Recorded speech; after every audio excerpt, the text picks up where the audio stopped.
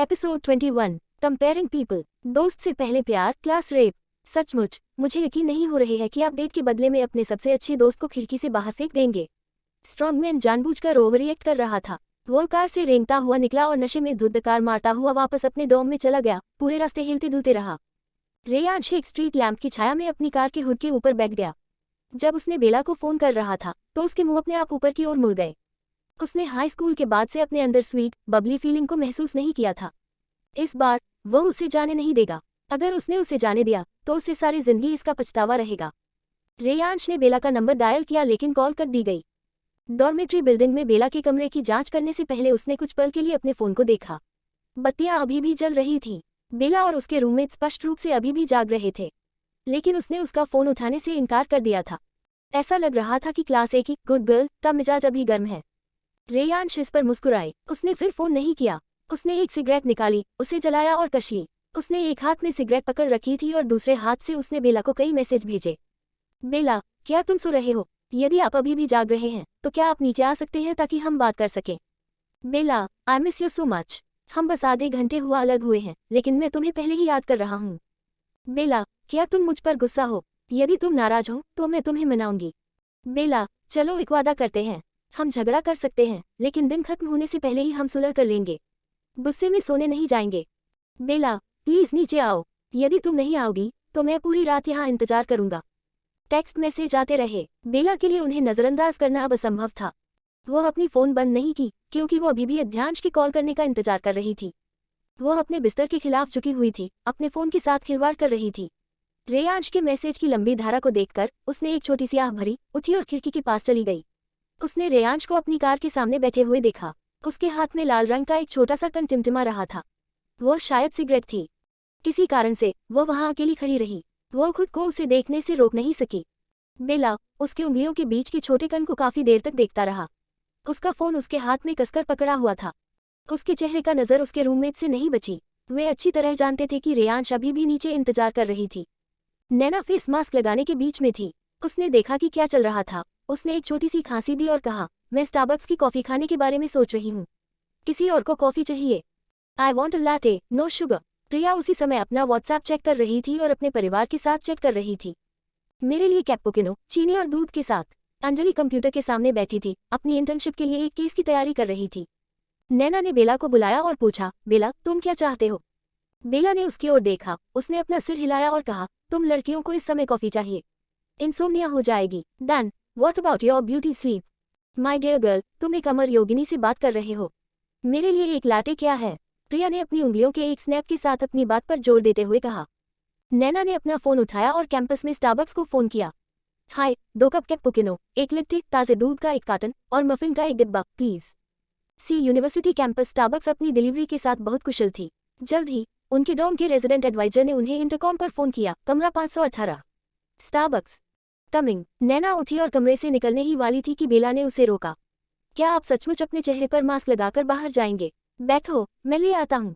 Thanks little सिस। नैना मुस्कुराए और उसने बेला के हाथों में पैसे थमा दिए। बेला ने अपना सिर झुकाया और बाहर चली गई। नैना भागकर बालकनी में चली गई।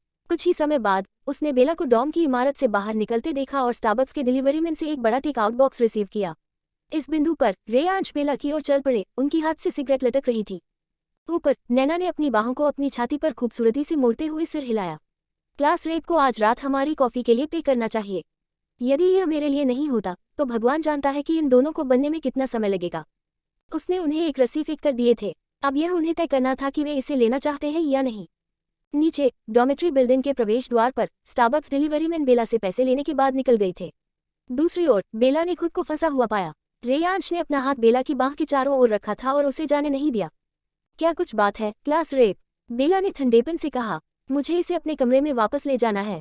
मैं तुम्हें इस हालत में देखकर अपने कमरे में वापस जाने कैसे दे सकता हूँ? रेयांश ने अपने हाथ की सिगरेट फेंक दी और बेला के हाथ से बड़े टेक आउट बॉक्स ले लिया। उसका दूसरा हाथ अभी भी उसकी बाह पर था क्योंकि वह उसे अपनी कार की ओर ले जा रहा था। बेला ने थोड़ा संघर्ष किया, लेकिन इससे पहले कि वह मुक्त हो पाती रेयांश ने उसे अपनी कार के पास छाया में खींच लिया। वे एक अंधेरे जगह पर खड़े थे, स्ट्रीट लैंप की रोशनी की पहुंच से ठीक बाहर। यहाँ हर जगह से ज्यादा अंधेरा था। बेला, क्या तुम नाराज हो? रेयांश ने स्टारबक्स टेक आउट बॉक्स को कार के हुड के ऊपर रखकर उसने बेला के हाथों को अपने हाथों में पकड़ लिया। उसे अपने सामने रखते हुए जेंटल वॉइस में एक्सप्लेन किया, अलीशा हाई स्कूल में मेरी क्लासमेट थी। वो ही एक रियल टॉमा बॉय है। हम सिर्फ भाई हैं, इससे ज्यादा कुछ नहीं। क्या तुम उससे ईर्ष्या कर रहे हो? बेला तुरंत भड़क गया, इसलिए नहीं कि वह शर्मीली थी, बल्कि इसलिए कि वह गुस्से में थी। वह अभी तक उससे प्यार भी नहीं करती थी। उसे ईर्ष्या क्यों होगी? क्लास रेप, आपके उस क्लासमेट के साथ आपका रिश्ता मेरी चिंता का विषय नहीं है। आपको अपने बारे में मुझे एक्सप्लेनेशन देने की जरूरत नहीं है। बेला ने अपना सिर उससे दूर कर लिया और स्ट्रीट लैंप के नीचे प्रकाश के शंकु में नाच रहे पतंगों को घूरने का विकल्प चुना। मैं अपने आप को कैसे एक्सप्लेन न करूं? I like you and I want you to be my girlfriend. Reyansh सोच रहा था। बेला तब भी मनमोहक लग रहे थे जब वह मुश्किलों का सामना कर रही थी। उसकी बड़ी बड़ी आंखें गुस्से से सिकुड़ गई थी और भरे भरे रसीले होंठ, जो अभी हल्के पॉप थे, बहुत आकर्षक लग रहे थे। वह उन्हें चूमना चाहता था। रेयांश ने अपने होंठ चाटे। प्रलोभन प्रबल था। बेला के कान लाल थे, लेकिन सौभाग्य से रेयांश उन्हें अंधेरे में नहीं देख सकी। वह कई सालों तक मेरी क्लासमेट रही। अगर हम दोनों के बीच कभी कुछ होने वाला होता तो बहुत पहले ही हो जाता। यह अब तक क्यों इंतजार करेगा? रेयांश ने आह भरी। मैं तुम्हारे बारे में सीरियस हूँ और वैसे भी तुम उससे कहीं ज्यादा होशियार हो और ज्यादा खूबसूरत हो। मैं अंधा नहीं हूँ, मैं उसे तुम्हारे ऊपर क्यों चुनूंगा? भले ही आपको खुद पर भरोसा ना हो, लेकिन प्लीज कम से कम मुझ पर तो भरोसा रखें। तो अगर मैं उतनी स्मार्ट नहीं होती जितना मैं हूँ, या उससे अधिक सुंदर नहीं होती, तो क्या आप मुझे पसंद नहीं करते? क्या आप यही कह रहे हैं? बेला ने दूसरी ओर देखने से पहले रेयांश पर तीखी नजर डाली। बेला, तुम लॉ की स्टूडेंट हो। तुम एक अज्ञानी हाई स्कूल स्टूडेंट की तरह क्यों बात कर रहे हो? मुझे तुम पसंद हो, यह अकेले ही साबित करता है कि तुम सभी लड़कियों से बेहतर हो। यदि तुम अपने आप पर विश्वास नहीं करते हैं, तो आपको कम से कम यह विश्वास करना चाहिए कि मेरे पसंद अच्छी है। रेयांश ने बेला के करीब झुकते हुए कहा। वह उसे अपने और करीब आते हुए महसूस कर सकती थी। उसकी सांसों की गर्माहट अब उसके चेहरे पर थी। बेला ने अपने होठों को सिकोड़ लिया और अपनी बाहों को अचानक मोड़कर जल्दी से खुद को रेयांश से मुक्त कर लिया। रेयांश हैरान थी। वह अपने हाथों को देखता रहा, समझ नहीं पा रहा था कि कैसे बेला की कोमल भुजाएं उसकी पकड़ से मछली की तरह फिसल गई थी। क्लास प्रतिनिधि, मैं अब अपने कमरे में वापस जा रहा हूँ। बेला कार के हुड पर झुकी और स्टारबक्स टेकआउट बॉक्स को वापस ले लिया। उसने हल्के से हंसते हुए कहा, चिंता मत करो, मैं नाराज नहीं हूँ। वह गुस्से में नहीं थी, अलीशा के व्यवहार से बस शर्मिंदा थी। उसने रात के खाने को दुर्घटनाग्रस्त कर दिया था, जिसे दोस्तों के बीच एक प्राइवेट सेलिब्रेशन था। फिर उसने ऐसा अभिनय किया जैसे वह उस जगह की मालिक हो, बेला के रूममेट्स के सामने। How embarrassing. क्या तुम सचमुच नाराज नहीं हो? रेयांश ने उसकी आंखों में देखा और सच्चाई का पता लगाने की कोशिश कर रही थी। बेला की नज़र साफ थी और वह अपने बालों को सीधा करते हुए फिर से हंसी। हाँ, मैं किसी ऐसे व्यक्ति पर गुस्सा नहीं होऊंगा जिसे मेरी चिंता नहीं है। देर हो गई है, घर जाओ क्लास प्रतिनिधि। रेयांश ने अपनी घड़ी की ओर देखा। फिर मैं अब चलता हूँ। मैं कल तुम्हारे लिए नाश्ता लाऊंगा। बेला ने जल्दी से अपना सिर हिलाया। इट्स ओके, मुझे कल अपनी थीसिस पर काम करना है। ठीक है, तुम पहले ऊपर जाओ। तुम्हें डॉम में वापस जाते देख लेने के बाद मैं चला जाऊंगा। रेयांश ने एक और सिगरेट जलाई और बेला को देखकर मुस्कुराए। वो एक सहज व्यक्ति लगती थी, लेकिन वास्तव में उसका प्यार जीतना मुश्किल होगा। बेला ने देखा कि वो उसे अन्यथा नहीं मना सकती थी और डॉम में वापस जाने से पहले उसने और कुछ नहीं कहा। वो ऊपर गई और कॉफी और मफिन्स निकाले जो उसके रूममेट्स ने बड़े स्टारबक्स बॉक्स में मंगवाए थे और उन्हें अपने अपने डेस्क पर रख दिया। फिर वह नीचे देखने के लिए बरामदे में चली गई। रेयांश ने अपना सिर उठाया और अलविदा कहा, फिर अपनी कार में वापस आए और चला गए। रूममेट्स ने देखा कि बेला तनावमुक्त और खुशमिजाज दिखाई दे रहे थे, इसलिए वे जानते थे कि इस जोड़ी ने जरूर इसे सुलझा लिया होगा। उन्होंने इसे खुले तौर पर इंगित नहीं किया, लेकिन जानबूझकर कहा, कितना थका देने वाला दिन है, हमें जल्द ही सो जाना चाहिए। वे सब सोने चले गए। बेला वहां से बाथरूम चला गया। बेला नहाने के बाद बाहर आई और उसने देखा कि उसके सभी रूममेट सो रहे थे। उसने अपना फोन चेक किया और देखा कि अध्यांश ने अभी भी वापस कॉल नहीं किया है।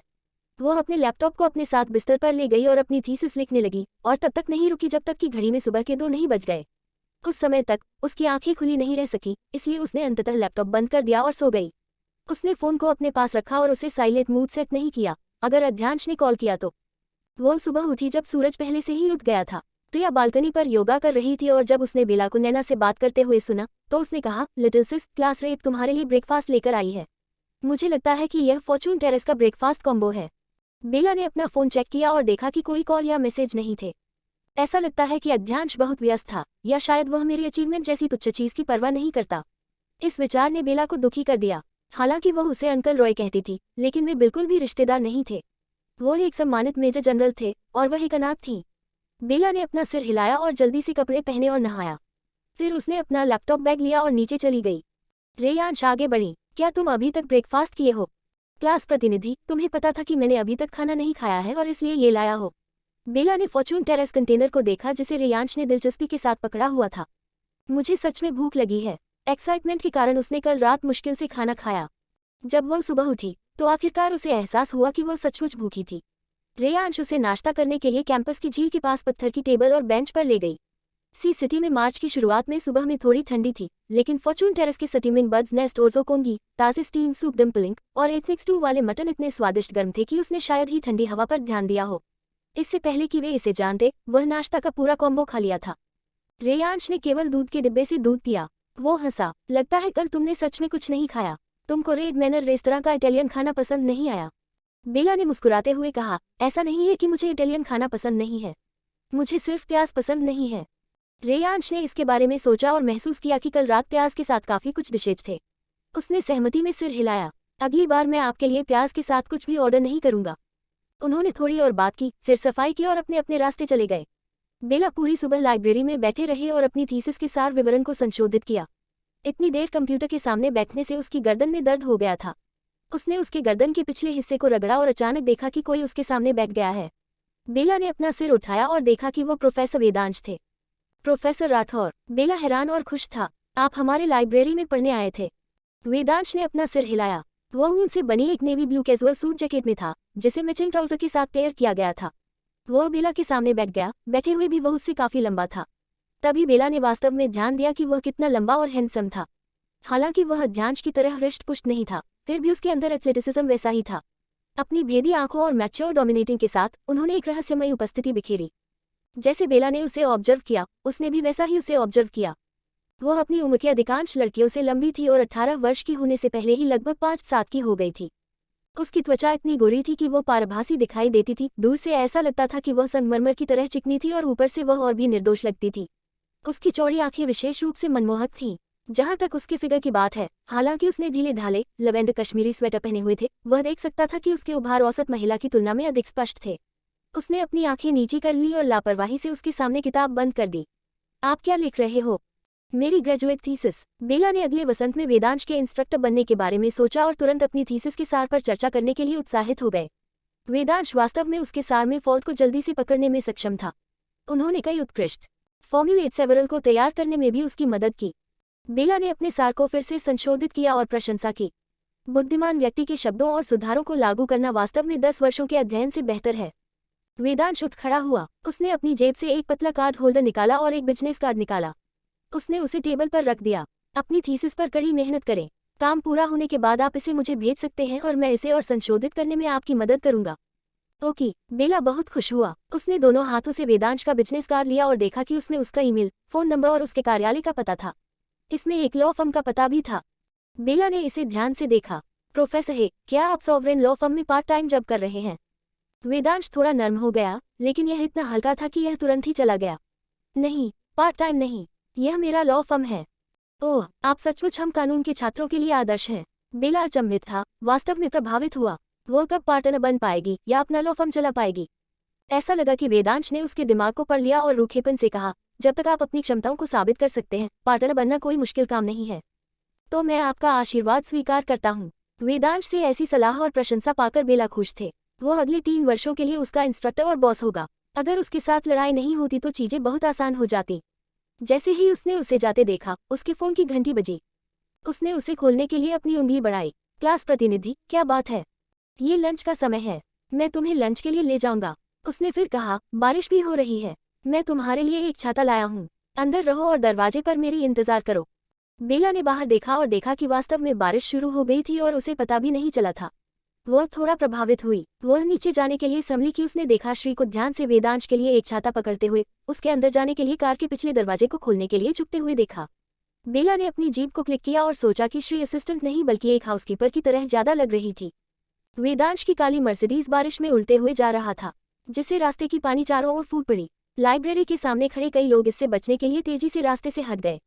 उनमें से एक रेयांश थी, जिसके हाथ में एक स्लेटी रंग का छाता था।